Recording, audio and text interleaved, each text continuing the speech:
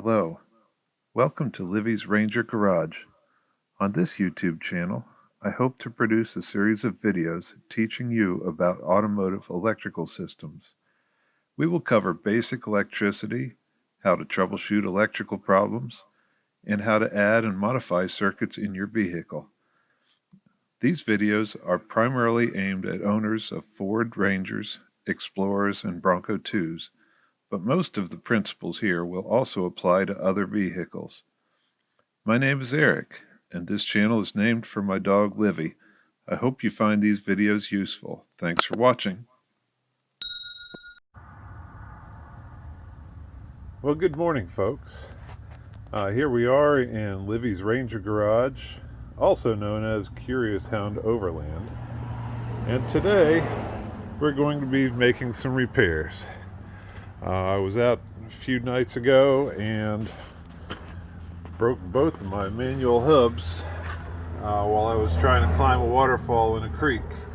So today we're going to replace the hubs, and since it happened underwater in messy circumstances and then I had to drive 40 miles home, we're going to take the whole rotor off and clean out the wheel bearings and re-grease them and make sure everything's clean and in good condition. You always want to do that. After you get water mixed in your grease like that, it's no good, and you'll have failure soon afterwards. First thing we're going to do, of course, for safety, is chalk your wheels, both sides, and make sure the vehicle's not going to roll when we jack it up. I'm going to use the floor jack, and for the front, I like to put it right there underneath that radius arm bolt and lift from that spot. Once I get it lifted up, I'm going to take a jack stand for safety and have it positioned under the frame, probably right back there behind the radius arm mount on the frame. And that'll give us a safety in case the jack creeps down. Please do that. Please keep yourself safe. Think about what you're doing. Always be alert when you're working on the vehicle, especially when it's elevated. So let's get started.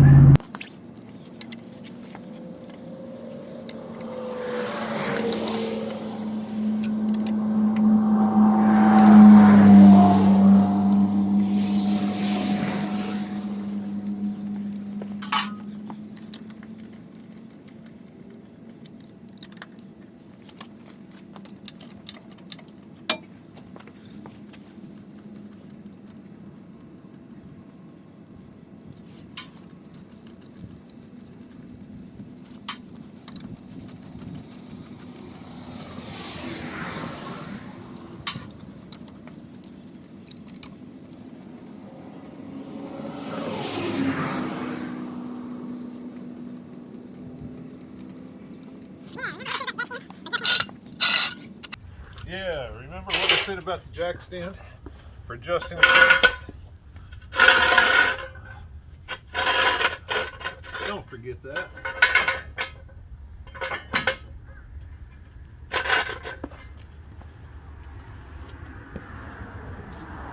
The frame doesn't have to be resting on it, just have it close enough so that if the jack starts to drift, the truck's not going to go somewhere and pinch you and trap you underneath.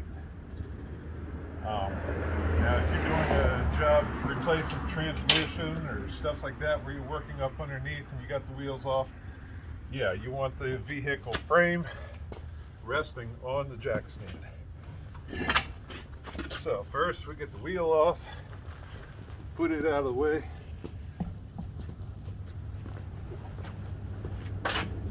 Now, some of you may still have some little clips on the lug studs here that are holding the hub in place. Mine are gone, and they're really not all important. So at this point, you remove the hub or what's left of it.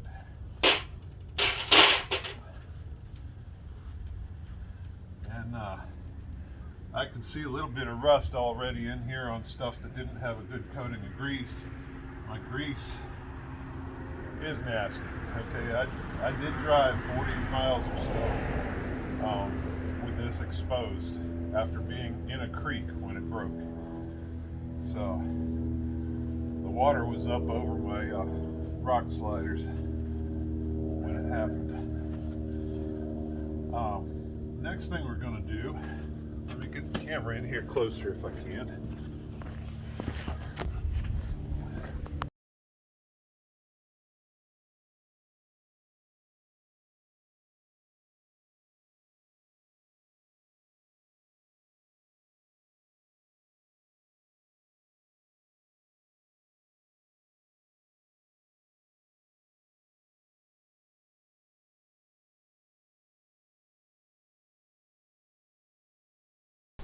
Next, we will remove the small C-shaped clip that, along with a splined washer, helps keep the axle shaft located in the hub. Just use a screwdriver and give it a little bit of a pop on one of the ends, and the clip should pop out of the groove on the axle shaft.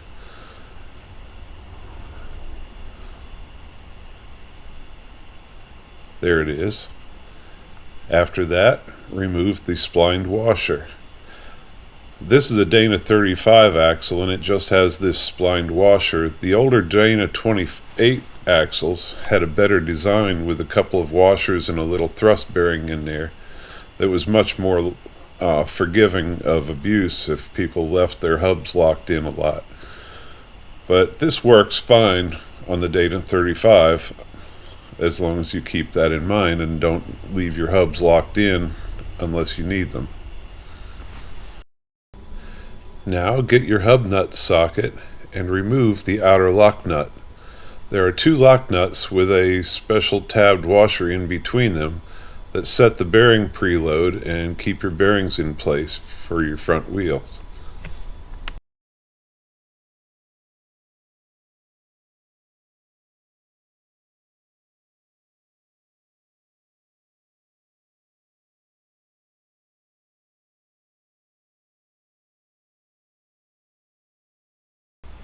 Then remove the tabbed washer from between the nuts.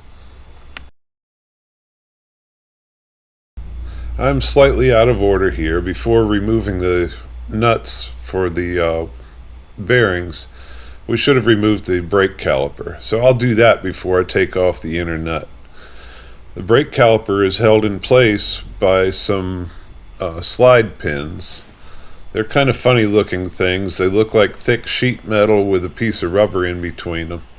There's one on the top of the caliper and one in the bottom. If you get creative with a hammer and a punch, like you see me doing, you can sort of knock it at an angle and compress it so that the little locking tab slides into the groove, and then you just push the whole pin out to the back. We'll see that in just a second here. There may be an easier way, but I don't know it. It's hard to get needle nose pliers in there and squeeze it.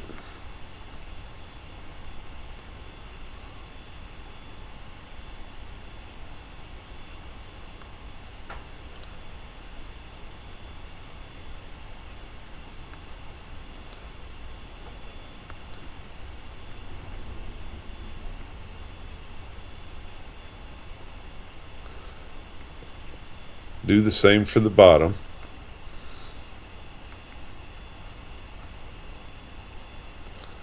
Sorry, my head keeps getting in the way. I was trying this new position for the camera and it gives a good view for some things, but it was easy for me to get my head in the way. Once the pin starts sliding, you're just going to be pushing it out through the back of the groove. It'll fall on the ground. And my punch was too big to go into the groove and push it, so I went and started using this large screwdriver instead. And here it goes. You can see it coming out the back. And I like to get them both just about out before I let either one of them fall out completely.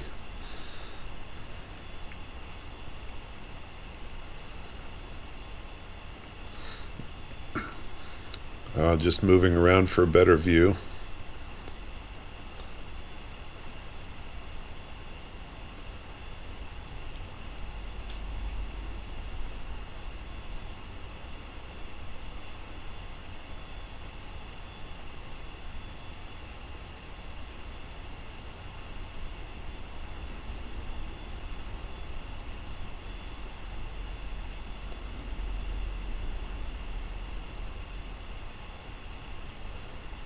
That bottom one gave me a fit today.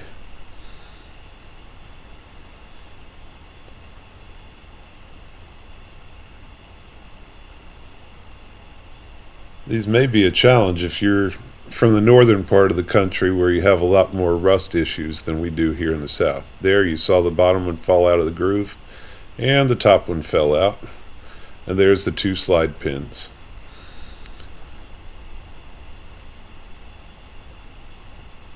At this point, I like to pull the caliper towards me a little bit to try to compress the piston in the back. That loosens things up.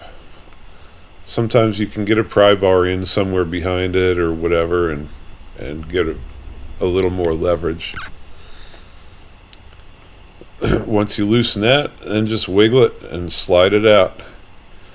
And then I have a hook made of heavy wire, and I just hook it to the top of the spring bucket at the top. So that's out of the way and it's not putting strain on the brake line.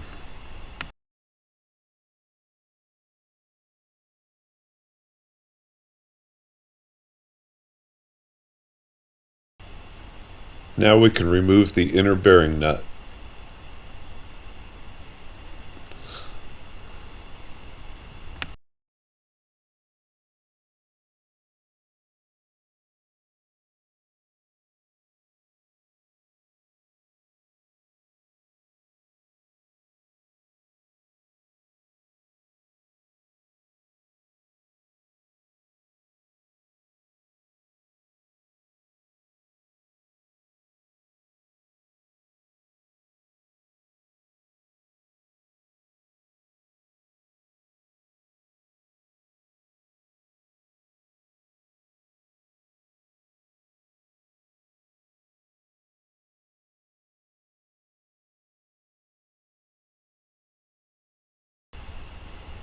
At this point, we can remove the brake rotor.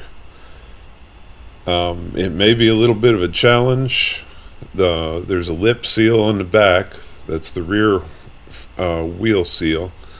And it has to come out over top of the inner bearing race, the rear inner bearing race. That's the front one you see here.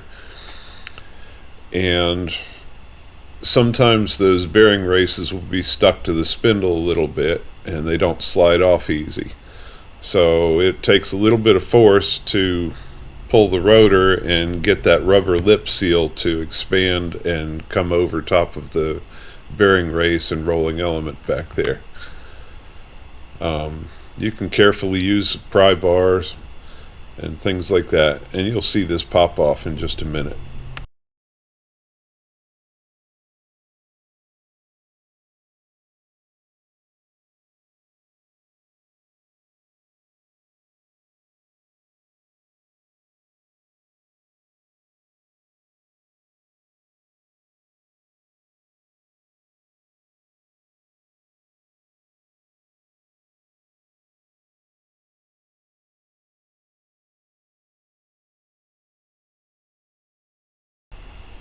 And there it's off.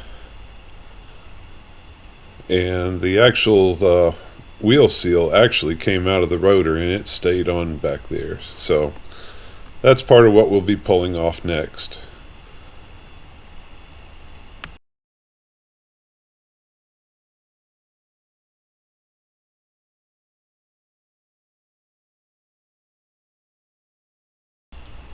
Here you see me very carefully taking a small narrow chisel and trying to get the inner bearings race to move and open up a groove between it and the shoulder on the spindle so that I can put a bearing puller back behind there.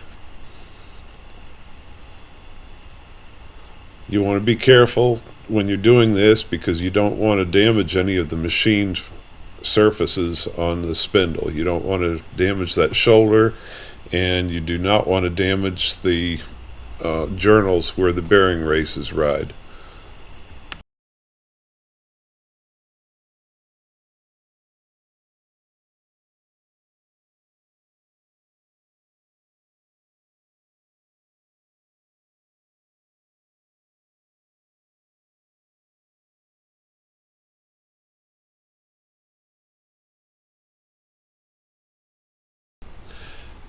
Now, since that inner bearing race doesn't want to just slide off the spindle nicely, I'm going to set up this bearing puller assembly.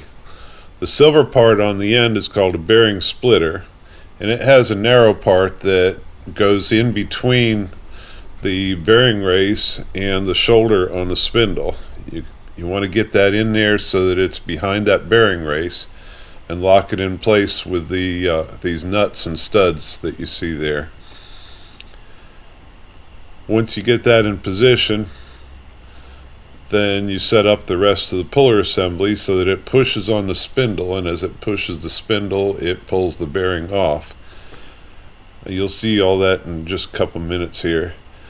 But if you don't have these tools, some of these specialty tools you can rent or borrow from your local parts store. Places like Advance Auto, O'Reilly's, and AutoZone, and probably others have these tools available, and you give them a security deposit, go and use the tool, and then when you return the tool in good condition, you get your security deposit back.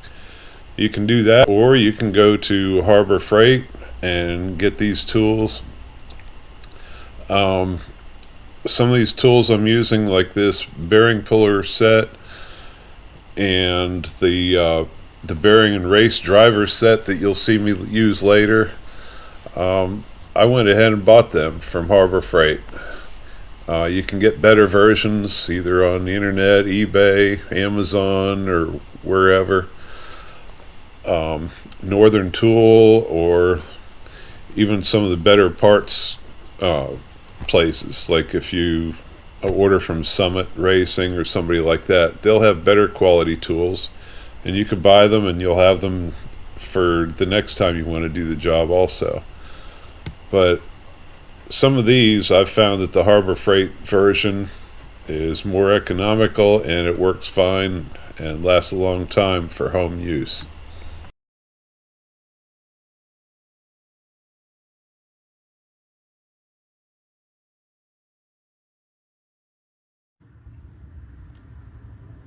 Okay, I might have to fill in some video here later. Anyways, that inner bearing is not wanting to come off real easy. I don't think it's going to fight me too bad, but I've gone ahead and set up a bearing splitter with a pulling device here. And what I did, I just had an old inner bearing race and a socket that fit in here to fit, and so that I can push against this spindle. You do not want to push against the axle shaft that's inside there. So all this fits loosely over the axle shaft so that I'm not pushing against it. So what will happen is when I turn this screw, it's going to push in on all this, which can't move because the spindle is not going to move. And as it does that, it pulls this bearing splitter that's behind the bearing race and pulls it out. So this should come right off. Let me go ahead and put a little bit of oil on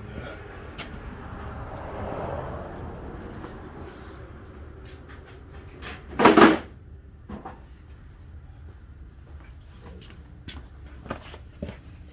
I'll give it just a little bit of PB Blaster.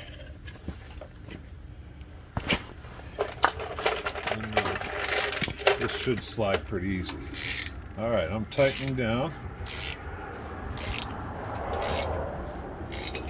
And it has not started moving yet.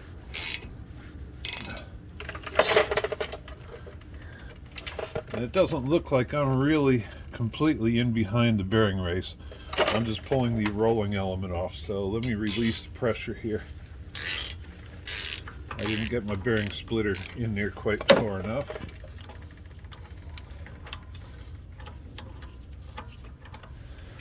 We'll set it up again.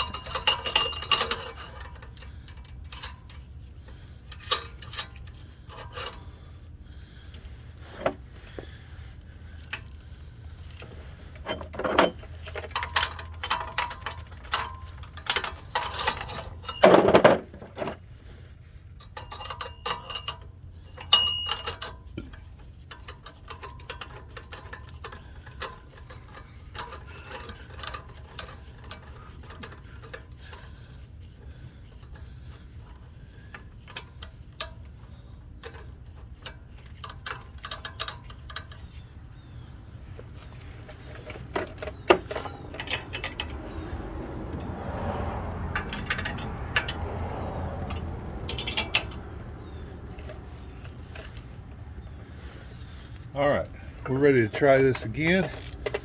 I just flipped the bearing splitter around so it wasn't interfering with anything behind that. And I've got it in there tighter now, so it's on the actual bearing race. And wouldn't hurt to put a little bit of penetrating oil behind there also. That can help it anywhere you can get it in there so that it can do its thing and penetrate in between the spindle and the bearing race. That's what you need.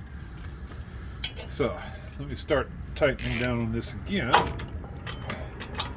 All right, and I'll pop loose. Okay.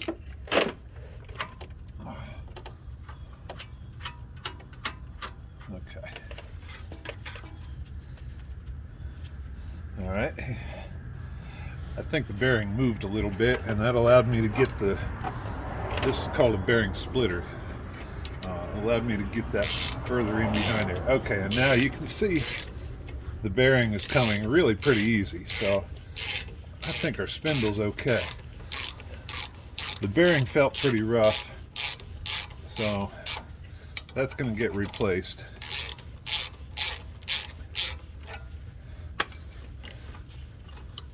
And at this point, you can see it just comes off.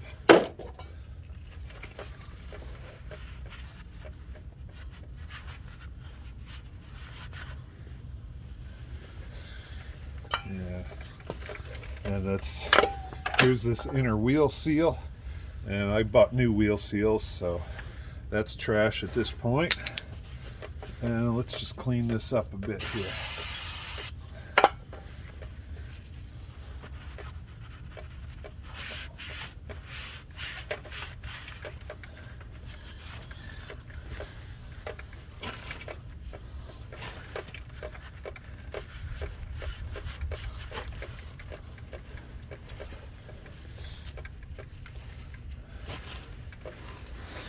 It's interesting. It's a little bit discolored there, but I don't see any scoring. There's nothing to indicate that the bearing spun on the shaft or on the spindle, so there's no damage to it. So that's going to be fine to go back together just like that with the new bearings. So the next thing I'll do is I'll clean up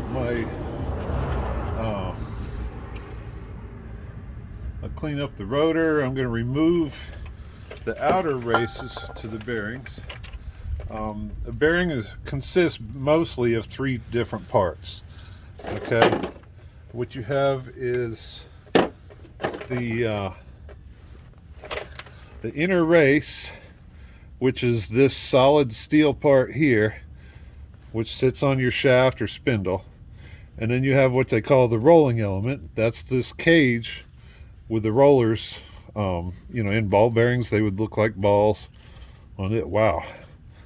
Oh yeah, I pulled on this and distorted it. So, but anyways, this would roll in between that inner race and then the outer race, which is, there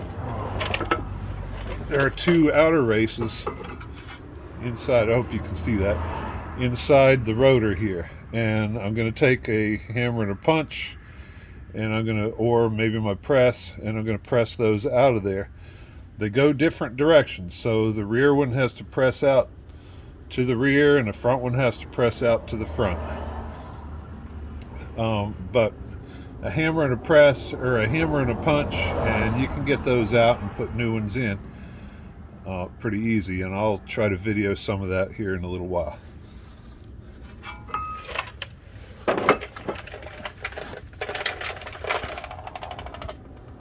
So I'm set up to work on driving these inner races out of my brake rotor, and you can see I have it sit on a block of wood so I don't damage the wheel studs, or when I flip it over I don't want to damage the surface of the rotor. Otherwise then I'd have to get a new rotor. And hopefully you can see in between this outer race and the other outer race, there's a space, there's a groove in there, and that's where I want to get my punch as I start trying to work that race out of the rotor. I'm using a steel punch at this point to get started. That's not a problem, but later on, when you start exposing the machined surface that these races sit in, you don't want to scratch or damage that surface. So it's better to move on to a brass punch, something like this. This is just a piece of brass dowel rod that I have. You can buy brass or soft punches. I think you can get them at Harbor Freight. You can get steel punches at Harbor Freight. This stuff doesn't have to cost you a whole lot. Here's a steel punch I made out of a piece of reinforcing bar, and I just ground it smooth. I actually ground that purposefully for punching rivets out of the frame when I'm doing suspension work. So at this point, I'm going to use this smaller one to start with and get it down there and give it a few hits. And you want to work your way around, because that ring will try to cock and get crooked, and then it'll get stuck and could damage things. It's already started to move. It's moving pretty easy, so I'm going to change to my brass punch and just work side to side, a little bit each side. And there, that has already popped out of there. And there's the outer race for one of the bearings. And you can see this is where it used to sit. Now we'll flip this around and do the same thing for the other one. I'll start with this punch, and there's a ring machined in the rotor here. You don't want to hit on that. You'll damage it. Make sure you're on the bearing race right there like that, not here. And give it a little bit of angle. And then work to the other side, 180 degrees out.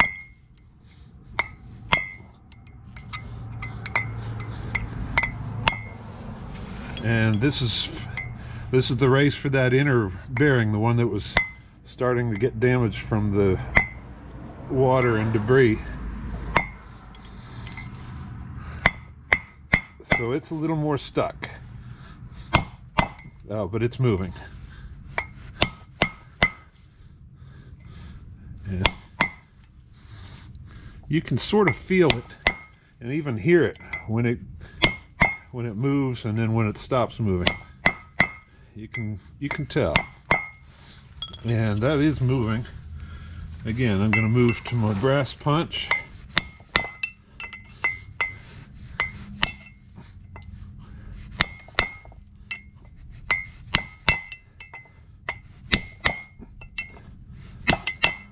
Little on this side, little on that side, little on this side, little on that side. It's moving nicely. But the brass won't damage those machined surfaces because it's softer than the steel. You'll damage the brass instead of brass damaging the steel rotor. And now that one is out. There it is. So now I'll go to the parts washer and get everything cleaned up and ready to reassemble.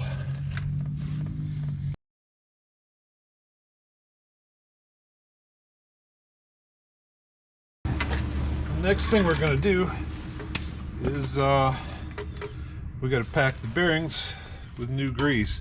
You'll see I spent a few minutes and I cleaned everything up. I used some PB Blaster, or you can use some penetrating oil, WD-40 works, or even brake cleaner. And I used a light Scotch-Brite pad, and I just kind of prettied up this spindle here and made sure everything is smooth and clean and ready to go back together. One thing I can't stress enough is cleanliness when you're dealing with bearings. It doesn't take much dirt. I mean, a particle of dirt as small as a piece of cigarette ash can ruin a bearing and lock it up. I've seen it demonstrated by a bearing manufacturer representative came in and he gave a class somewhere where I was working years ago. It doesn't take much. Bearings are precision pieces of equipment, and you've got to keep it clean. Keep your grease clean, keep everything clean.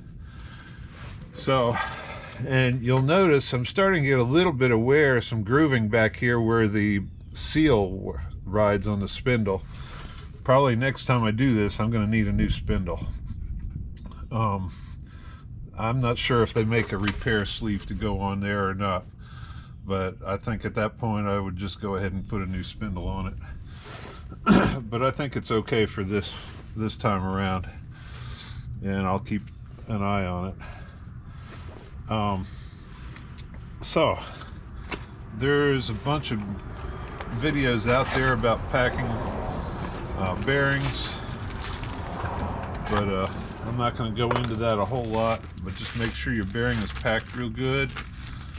And you don't have to put a lot of grease in between the bearings or in the center in here between everything. You want some airspace in there. You have to have room for things to expand and contract, and that includes the grease.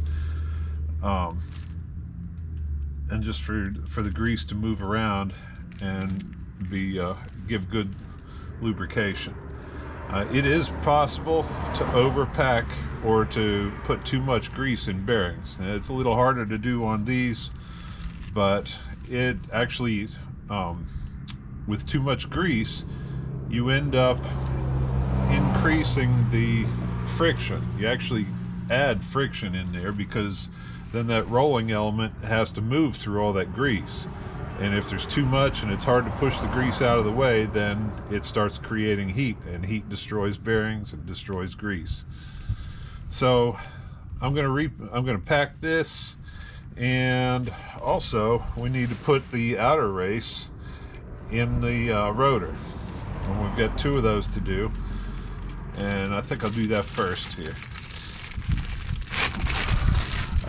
They're cone shaped, and you want the wide part of the cone facing out, okay? So you see how the race is thicker here and it's thinner on this side. You want the thin side sticking out like that. You'll see me continually trying to make sure everything's clean as I'm doing this work. And I might be a little bit more picky about it than I need to be, but I'd rather be picky than careless. I'm going to drive this in with a tool that's made for driving bearing races and seals. There's a set of these, and you can see I got this from Harbor Freight. It didn't cost that much. You can get it, or you can use something else. You could use a flat plate. Well, that's going to interfere. It wouldn't go far enough. You can do it with a punch, your brass punch, if you're very, very careful. But you don't want to cock the bearing side to side. It's got to be straight when it's going in. This tool is tapered to match the taper in the bearing, and this is aluminum, so it's not going to hurt it. So put that in like that, and we'll get the hammer and we'll start driving it. I should use a dead blow. Tool is aluminum, so if I use a steel hammer, then I deform and start destroying the tool. I'll use a dead blow hammer, and this is different from a rubber hammer. A rubber hammer is going to bounce. A dead blow doesn't bounce because it has some usually like little lead BBs in there that can move around, and when it strikes something, those BBs just settle down to the low point and they don't bounce back, and it helps keep it from bouncing. A rubber hammer is not going to work well for this, but you'll see.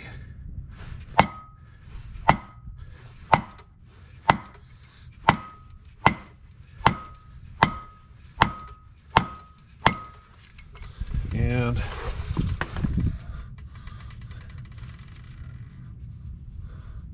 that's going in. It's a little bit lower on one side,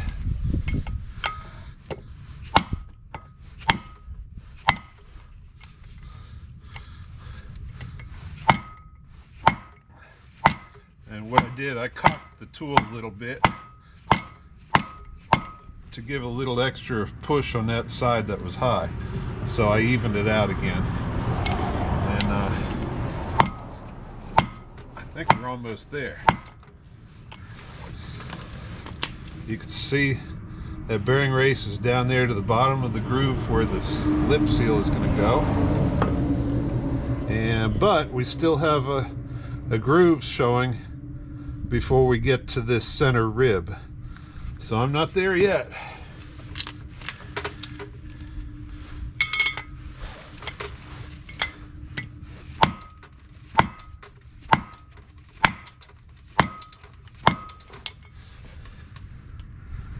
That's pretty close there.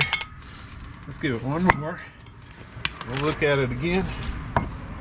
And yeah, I can see that is right up against the inner rib. So that's ready to go. Now we'll do the other side.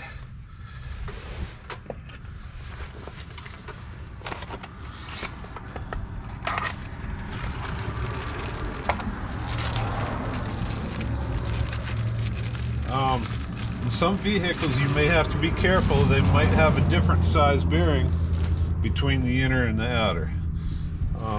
This uses the same size for both.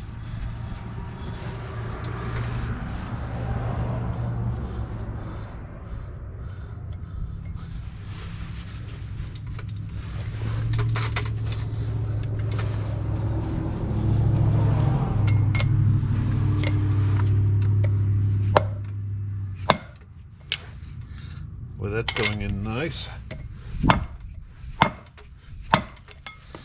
And it feels like it's home.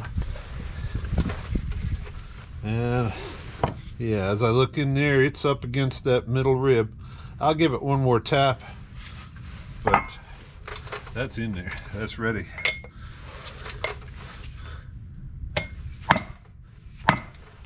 There we go. And now I'll go pack the bearings, and I'll be back with you in a few minutes.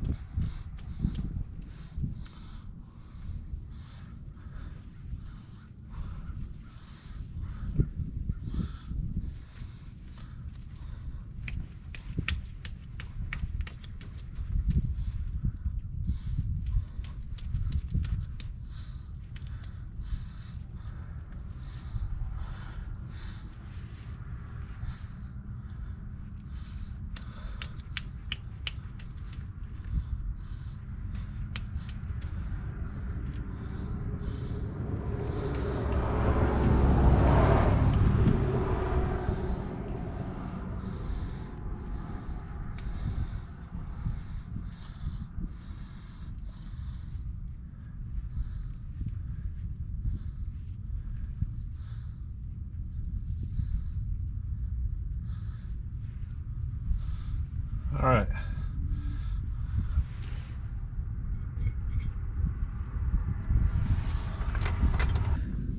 Now you saw me taking some of the excess grease off my hand from the packing job, and I put it in there in the space that's going to be between the grease, the bearings, and I'm just trying to make use of a little more of this excess grease here. I'm putting this around the lip where the seal is going to get driven in, and I could probably put even a little more in that area.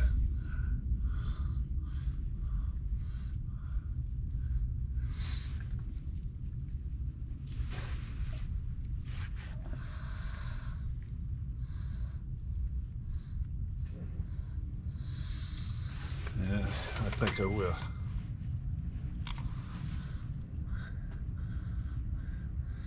So That way I know I've got grease between the bearing and the seal. It doesn't have to be a lot. It doesn't have to be packed in there bad.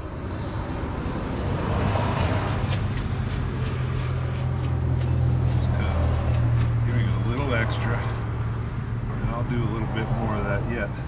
The other bearing is packed. You saw me pack both of them. And it's sitting here in a clean spot off to the side. I'm going to take these gloves off and we're going to put this seal in.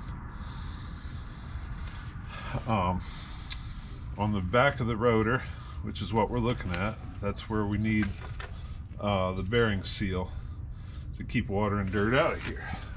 The front gets sealed by the hub and an O-ring on the back of it.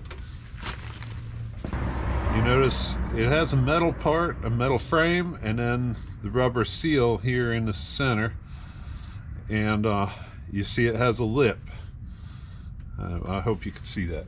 So anyways, you want to push that in so that that lip sits on this top surface here. And I'm going to sit that there like that. And we're going to use our driver again. And this time we turn it around. Use it the other direction so that it bears on, so that the widest part of the driver bears on that lip. And that's not the one we want. I need to go get a bigger one.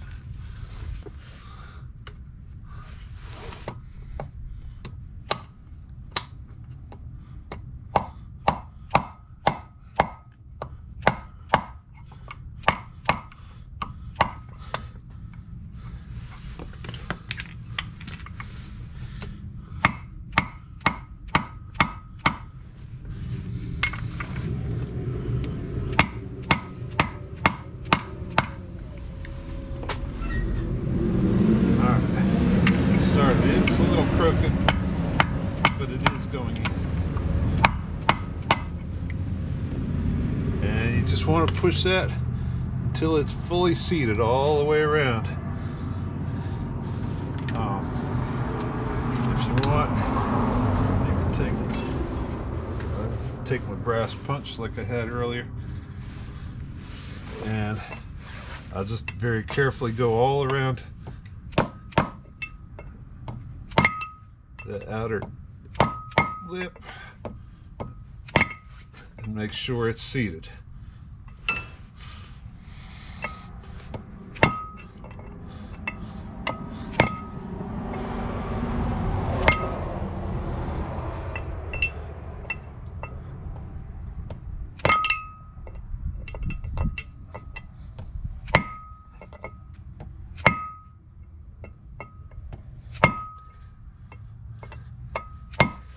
And that's good. That's what we want.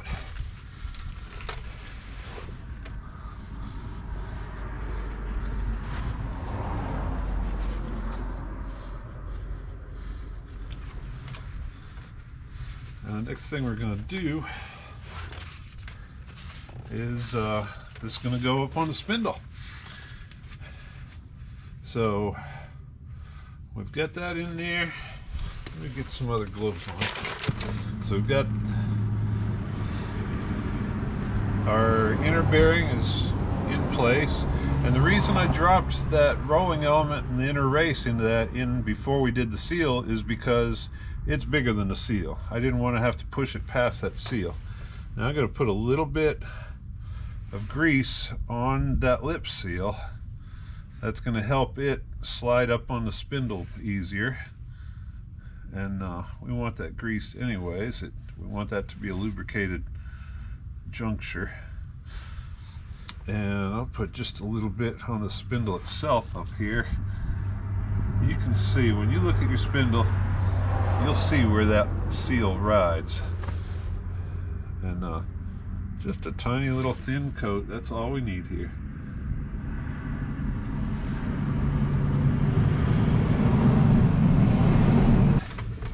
Now,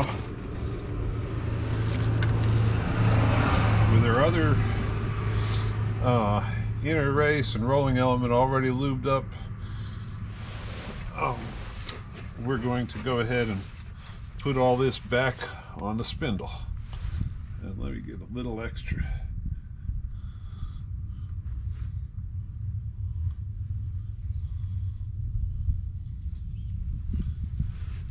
All right,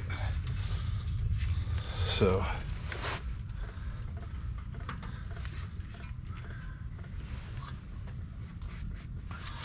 give that a little bit of spin while that seal is going on back there, and then get your other bearing and stick it in here. That should all slide together pretty easy there. Okay, I might give just a little extra grease around here.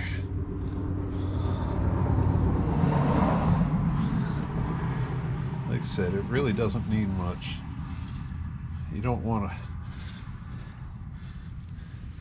to put too much excess grease in any assembly, any bearing assembly like this.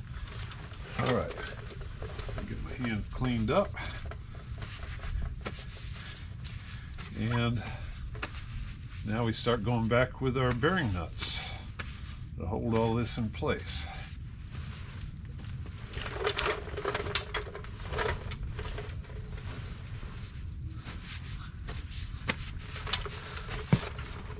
So, remember I cleaned all these up earlier. And something I should have done, I should have shown you, is while you have all this apart, make sure that these nuts spin on and off of these threads nice and easy.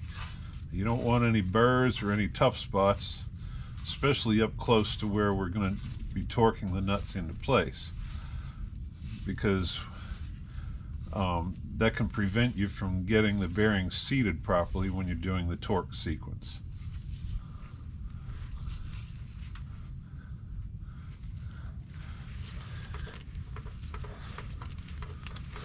All right,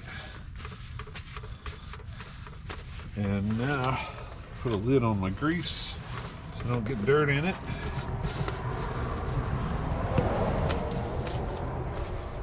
And next thing is to start the torque sequence. Now when we're torquing this nut, there's a special procedure. What we need to do, the general overall idea is, at first we want to push the inner races of the bearings together. Okay, the rear one is up against a lip on the spindle, and then this nut is pushing on the front one, and as we do that, we're collapsing and taking all the play out and making sure that all those bearing races are seated where they need to be. Once we do that, we back it off, and then we torque it to a very light torque, and because we don't want it too tight for the wheel to spin, that'll create heat and ruin everything. So the first thing we do is set your torque wrench for 35 foot-pounds, and you want to sneak up on it and make sure you're rotating your rotor. That way you know things aren't binding and it's tightening up evenly. Okay.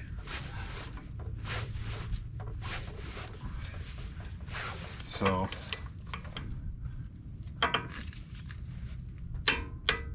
and there's my 35. Okay. Now I'm going to spin this around a little bit. I'm going to spin it both ways.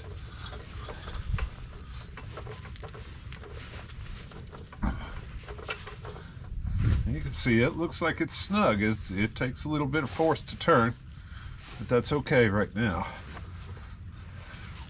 We're just trying to get those to seat.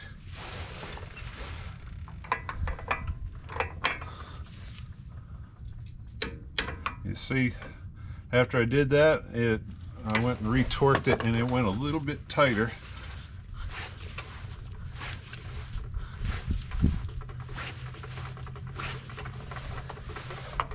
I'm mostly turning it in the direction that would tighten the nut. And it turned again a little bit. And keep doing that. Keep doing it. We want to make sure that all the bearing races are in the proper position in there.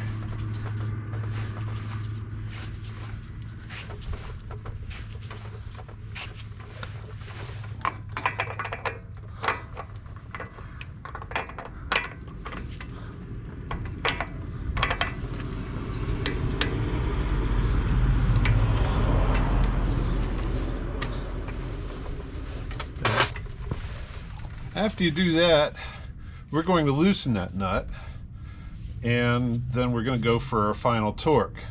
Now bear in mind that first one was 35 foot-pounds. Now I've taken my socket off of the torque wrench and I'm going to loosen it using the breaker bar.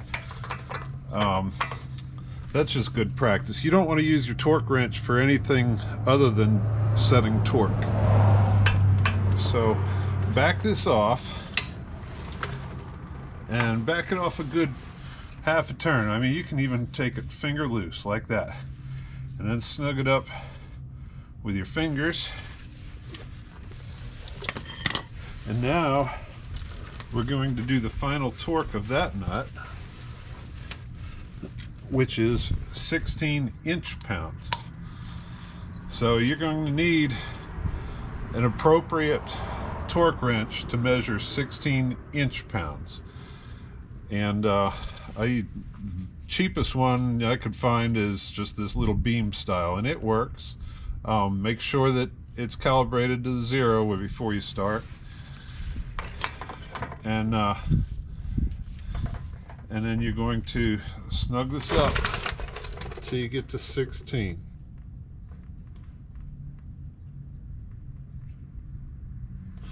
And that should be your torque.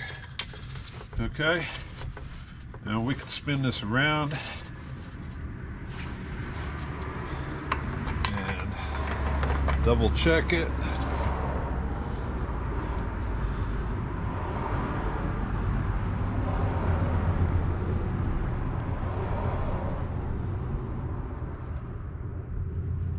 Okay, and I sometimes go a little bit bigger than that because I'm running 35-inch tires on 10-inch wide wheels, and I have found in the past that if I only do 16 inch-pounds there, it'll loosen up on me. And I'm still going to come back here after driving it a bit, and I'm going to come back and re-torque these and double check it, just to make sure that it's where it needs to be.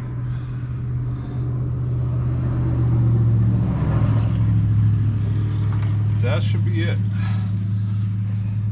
The next thing you do is you put on this washer that, like I said, if you have the original style nuts and this washer, the washer will have a pin that sticks through, and you'll match it up so that that pin goes, or actually the pin is on the nut, if I recall.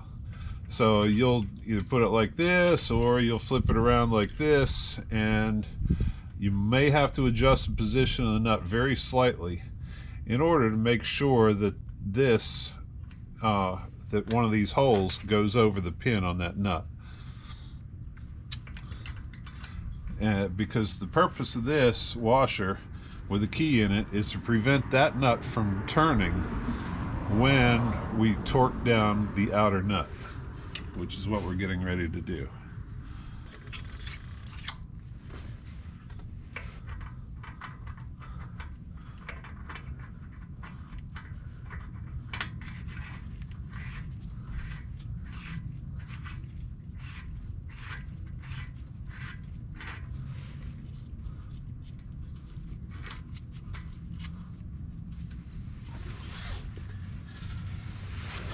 Okay.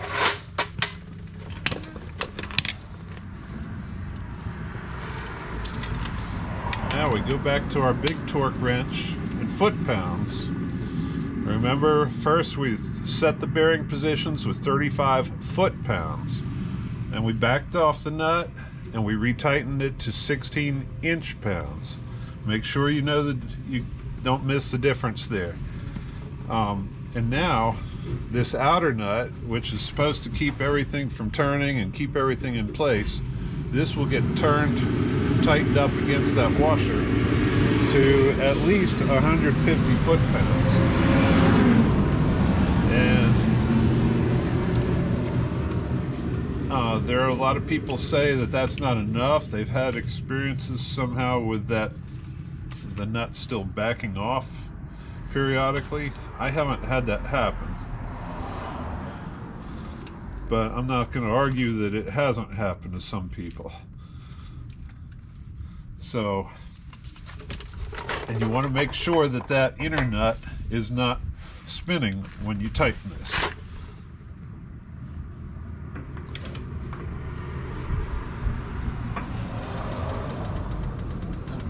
Because you don't want to put any more tightening on those bearings. This is just a lock nut. There we go. So I'll repeat this again. 35 foot-pounds, back it off to a half a turn, finger tight, and torque to 16 inch-pounds. Then put your washer on, and your outer nut gets torqued to 150 to 200 foot-pounds. Now we're ready to go back with this splined washer. Make sure your axle shaft is pulled out, and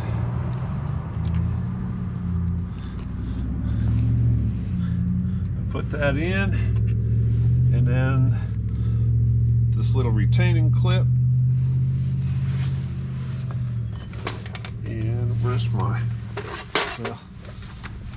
I can use my brass punch. Just kind of give that a tap, and that snaps into place. And there we go. Now the bearing part of this job is done. And really, we're pretty close to being finished. I think at this point, before we go any further, okay, I've been touching that brake rotor with greasy hands a little bit. I've been trying to keep it clean, but just to make sure, while we've got nothing in the way, I'm going to clean off my brake rotor, because we don't want any grease or oil on these two surfaces where the brake pads ride.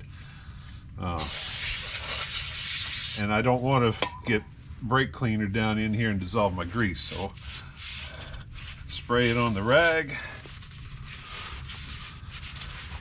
wipe everything good, and you can see we got some dirt off there yet.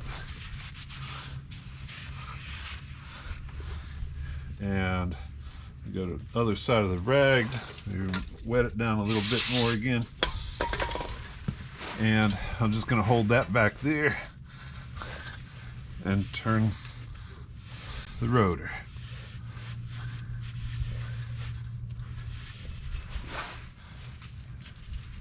Let's do that some more.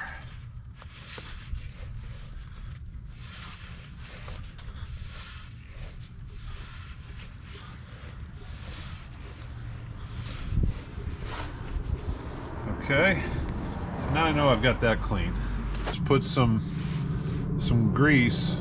They actually sell some specific brake grease for this, for the slide pins. So you would put that in this groove, and this groove, and the same on the caliper.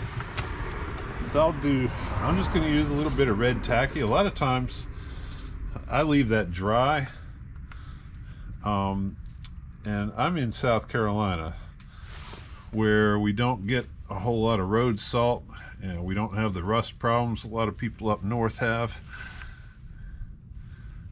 So I have not had trouble with brake calipers getting stuck. But depending where you are in the country, depending on the driving and things you do, you may have issues with that. So it wouldn't hurt anything. Put a little bit of a little bit of grease on those surfaces. And let's see.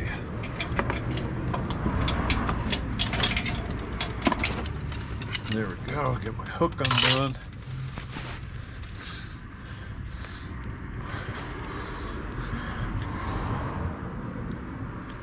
And I'll put my other shoe back in here. Oh, that's what.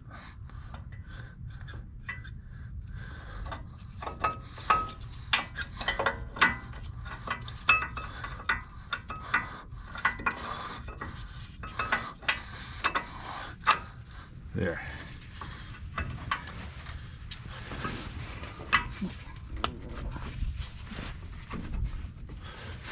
And we could put a little bit of grease in these grooves where those pins have to ride.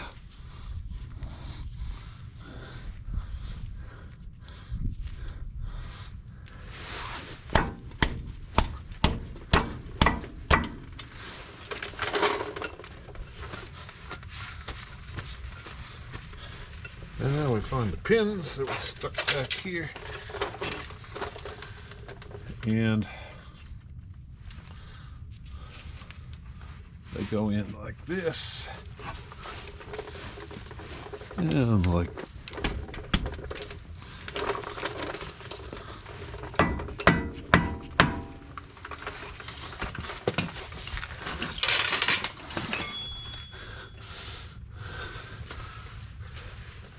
and let me get that back out.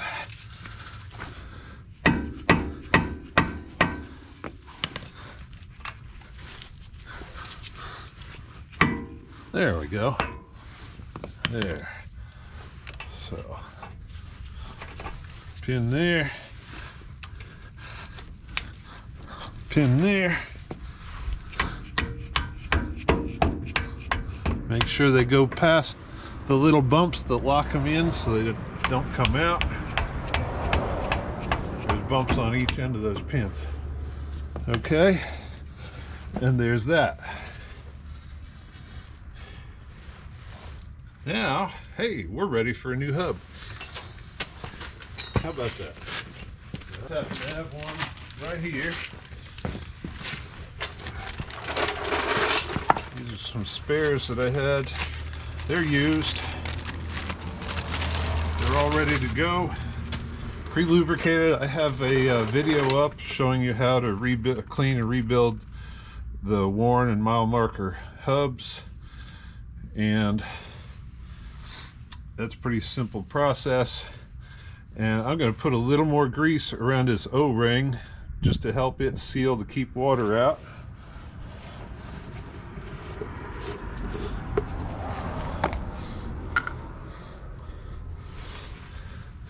And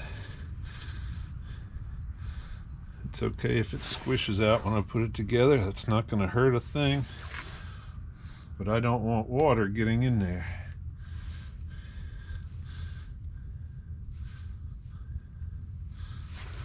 A little bit more.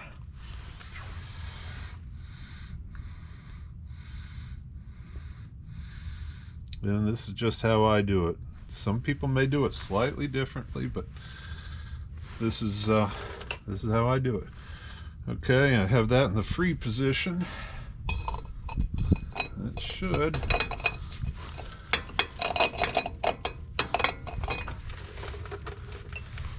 Let's try. You might have to rotate the shaft just a little bit. Or there we go. And that's on. Now we'll put the wheel on, and this side will be finished. And,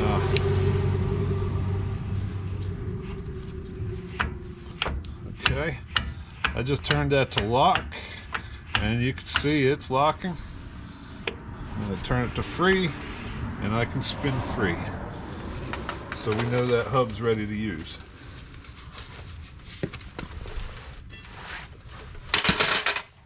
So now we'll just put the wheel on. In case you're not aware of it, or you don't have the owner's manual, your lug nuts should be torqued to, say, 85 to 100 foot-pounds. It sometimes depends on what wheels you have, but generally speaking, if you're in that range of 85 to 100 foot-pounds, you're going to be good on lug torque. It doesn't need to be any more than that. Especially with alloy wheels, you could end up hurting them. That's my understanding. So let's move this back.